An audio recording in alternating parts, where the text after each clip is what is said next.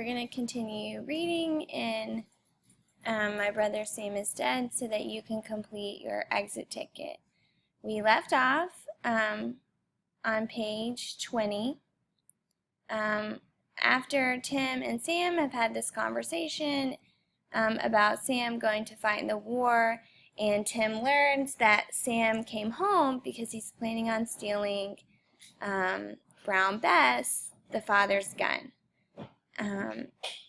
And so Tim is really upset about this because the family needs the gun for their protection. But instead of talking to Sam more about it, he just goes to sleep. And so we're in the middle of page 20. Follow along as I read out loud. When I woke up, somebody was shouting. I sat up in bed. It was Father. I couldn't hear the words, but I could hear the sound, his heavy, hard voice going on and on. Then there was Sam's voice, and he was shouting too, and then Father again. I got out of bed, climbed quietly down the ladder, and crouched by the top of the stairs. You are not having the gun, Father shouted. You are not going to Wethersfield, and you are going to take off that uniform right now. If you have to go to church tomorrow naked. Father, I will not have subversion. I will not have treason in my house. We are Englishmen, and we are subjects of the king. This rebellion is the talk of madmen. So Father says a lot of different words that really just means like what you're doing is illegal. Subversion, treason, rebellion, all of those words talk about how going against the king, King George III, is illegal and it's dangerous.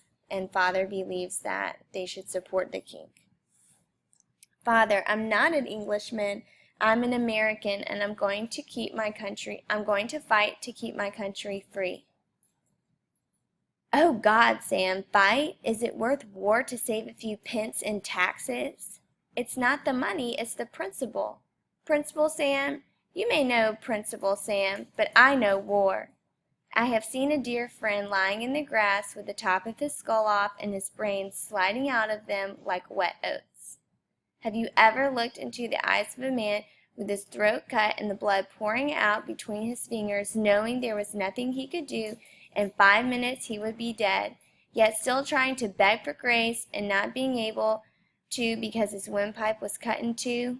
Have you ever heard a man shriek when he felt a bayonet go through the middle of his back? I have, Sam, I have. I was in Louisbourg that year before you were born. Oh, it was a great victory. They celebrated it with bonfires all over the colonies, and I carried my best friend's body back to his mother, sewed up in a sack. Do you want to come home that way? Do you think I want to hear a wagon draw up one summer's morning and go out to find you stiff and bloody and your eyes staring blank into the sky? Sam, it isn't worth it. Now take off that uniform and go back to your studies. I won't, Father. They were silent. It was terrible. My heart was pounding and I could hardly breathe. Sam, I'm ordering you. You can't order me anymore, Father. I'm a man.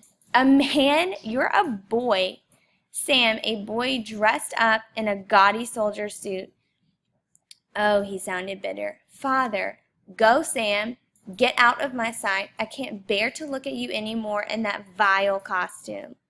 Get out, and don't come back until you come dressed as my son, not as a stranger. Father, go, Sam. There were sounds. I could hear Father breathing as if he had climbed a mountain. Then the door slammed. I was afraid Father would come up, so I slipped away from the top of the stairs and began to climb the ladder up to the loft. But then I heard some more sounds, some funny ones, sounds I'd never heard before. They puzzled me. I slipped back to the stairs and softly began to ease myself down them a step at a time. About 5 steps down, I could see into the tap room. Father had his head down on the table, and he was crying. I never seen him cry before in my whole life, and I knew there were bad times coming. So if you need to go back and listen to this educated or the previous one, you may, and then you need to answer your exit ticket. and also the paragraph on page 6. Silently begin.